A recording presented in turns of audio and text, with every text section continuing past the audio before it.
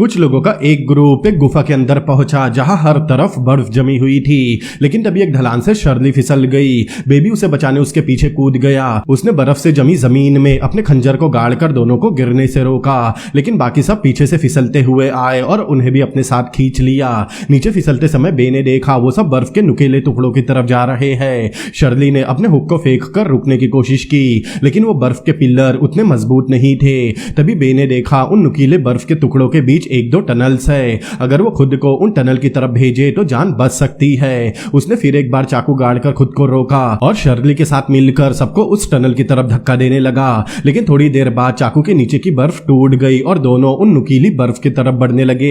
तब उसने शर्ली को बचाने उसे टनल की तरफ धक्का दे दिया और खुद मौत की तरफ बढ़ने लगा। लेकिन ऐन मौके पर शर्ली ने अपने हुक को उसके बैग में फंसाकर उसे भी टनल में खींच लिया और उसकी जान बचाई। अब वो दूसरी गुफा में पहुंचे जहां काफी अंधेरा था। जल्द ही उन्हें थोड़ी मिट्टी हटाने पर एक और दरवाजा दिखा। बे ने तुरंत उसे खोलने की कोशिश की, लेकिन तभी उन्होंने देखा उन्हें चारों तरफ से भेड़िए जैसे दिखने वाले जानवरों ने घेर लिया था। वो समझ चुके थे कि अब उनके पास लड़ने के अलावा कोई चारा नहीं, लेकिन वो भेड़िए इतने ज्यादा थे कि वो सब मिलकर भी उन्हें ज्यादा देर तक रोक नहीं सकते थे। बे समझ गया उन्हें छत के रास्ते से ही निकलना होगा। उसने सबको बेल की मदद से ऊपर चढ़ने कहा और खुद मशाल लेकर भेड़ियों को दूर करने लगा। लेकिन उनके ऊपर चढ़ने से पहले ही बेल टूट गई और वो सब नीचे गिर पड़े। लेकिन इससे वो छेद भी खुल गया और सूरज की रोशनी अंदर आने लगी। जल्दी उन्हें पता चला ये भेड़िए सूरज की रोशनी सहन नहीं कर सकते। सूरज की रोशनी में आते ही उनका शरीर जलने लगता है। तब शर्ली ने अपने हुक में बेल फंसाकर बाहर निकलने का जुगाड़ किया। एक एक करके सब बाहर निकलने लगे। लेकिन जब बे की बारी आई तो सूरज बादलों में छुप गया। भेड़ियों ने एक एक करके उस पर हमला करना शुरू कर दिया।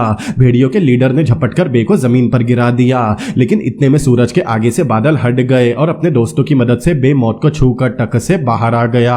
शर्ली भागकर रोते हुए उससे लिपट गई। बाद में जब वो बे के घाव पर पट्टी कर रही थी तो उसे बे के कंधे पर वही शापित निशान मिला जो उसके कंधे पर भी है। उसने सबको बताया सालों पहले उसके पूर्वज गलती से एक शैतान की गुफा में पहुंच गए थे। उनके आने से उस शैतान की नींद टूट गई और बहुत सारे दैत्यों ने इंसानों पर हमला कर दिया।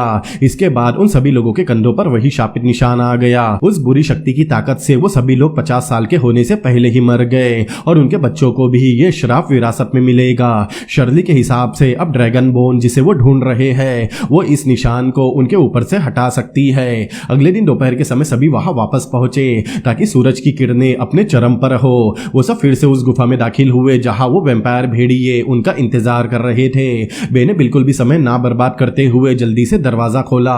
जमीन नीचे धंसने लगी और उन्हें एक और कमरा दिखाई दिया जो एक मंदिर जैसा लग रहा था। बे ने वहां मौजूद एक मोमबत्ती को जलाया जिससे वो पूरी जगह जगमगा उठी। उसने हिसाब लगाया कि इस जगह को जरूर किसी पेट्रोल जैसे जल्दी आग पकड़ने वाले ईंधन से ऊर्जा मिलती होगी। वहां सब बड़े ध्यान से चल रहे थे, लेकिन तभी बे का पैर एक ट्रिगर पर पड़ा जिसके बाद वो पूरा कमरा हिलने लगा और अचानक उनके ऊपर तीर बरसने लगे। वो सब किसी तरह बचते बचाते आगे बढ़ ही रहे थे कि बे को आभास हुआ कि उन पर एक और अटैक होने वाला है। अचानक उनकी तरफ तेजी से घूमती हुई तलवारें आई। सब भी उससे बाल बाल बचे। इसी तरह वहां कदम कदम पर कई सारे जानलेवा जाल बिछाए गए थे।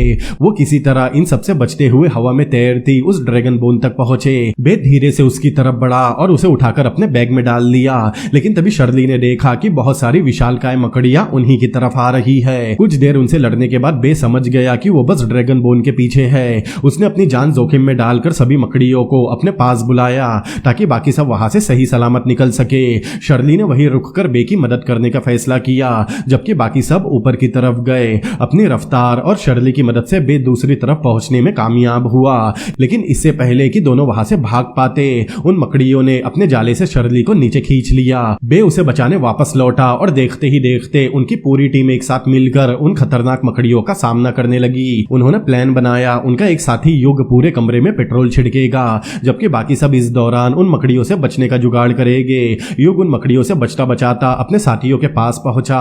उसके अंदर जाने के बाद बे ने अपने लाइटर से पेट्रोल में आग लगा दी। आग बहुत तेजी से फैलने लगी और वहां मौजूद लगभग सारी मकड़ियां जलकर राख हो गई। लेकिन जल्द ही आग और धुएं की वजह से उन सबका दम घुटने लगा। तब अचानक शर्ली ने देखा उसका कंपास ठीक वैसे ही घूम रहा है जैसा यहाँ आते समय बोट पर घूम रहा था। इससे उन्हें शक हुआ कि शायद वो नदी के बहुत करीब है। वो दीवार को तोड़ने की कोशिश करने लगे। दूसरी तरफ से वो दानव जिससे वो बोट पर भिड़े थे वो भी दीवार पर टक्कर मार रहा था। जल्दी दीवार टूट गई और पानी तेजी से अंदर आने लगा। मौका मिलते ही सभी लोग वहां से बाहर की तरफ भागे।